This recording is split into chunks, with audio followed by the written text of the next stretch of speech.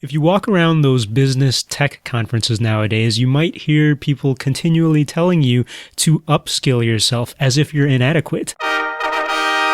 Upskill. U-P-S-K-I-L-L. Upskill. I was hanging out with my colleague the other day, and she told me, hey, have you heard this word being used a lot? Upskill? Why are they saying that? It really annoys the bananas out of me. And I'm just summarizing what she said. She doesn't talk like that. That's the gist of it, though.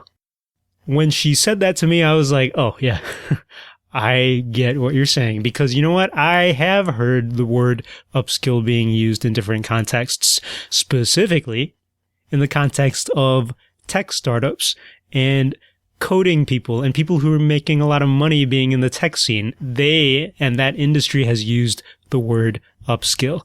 And so it has that same flavor of the people who say synergy a lot, or who might say utilize instead of the word use, or they say skill sets instead of just skills.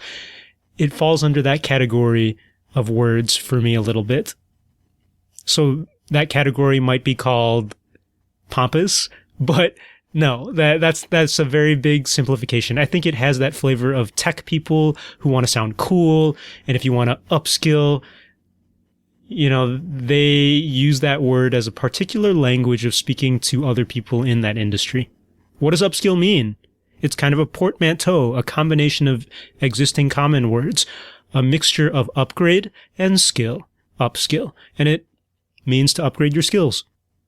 And the cool thing is, if you Google it, Google has this feature where if you Google words in their dictionary, it tells you the popularity or prevalence of the word in books and printed media over time.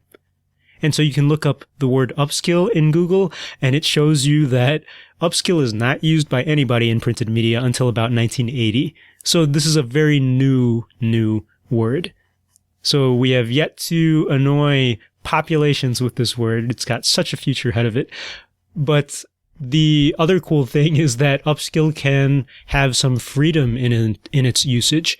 It can be both a transitive or intransitive verb. It's a verb that takes an object or doesn't take an object, depending on how you use it. So, for example, you might just say, I'm going to upskill.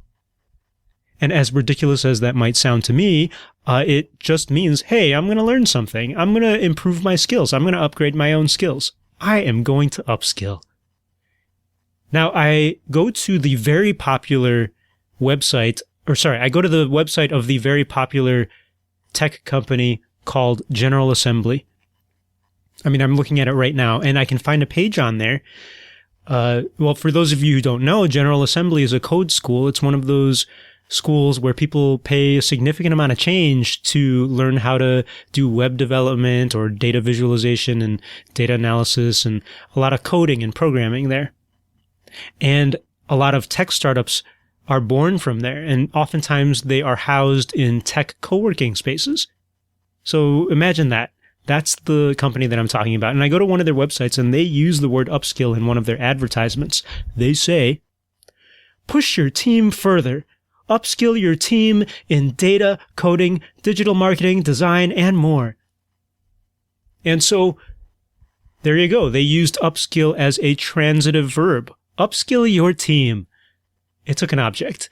And so you might be able to say it without sounding weird, or you might not. That's the other freedom that you might have. But in any case, upskill is business speak, but it's also tech speak nowadays, and that is why it's our engineering word of the day. Let me know what you think of upskilling and upskilling yourself.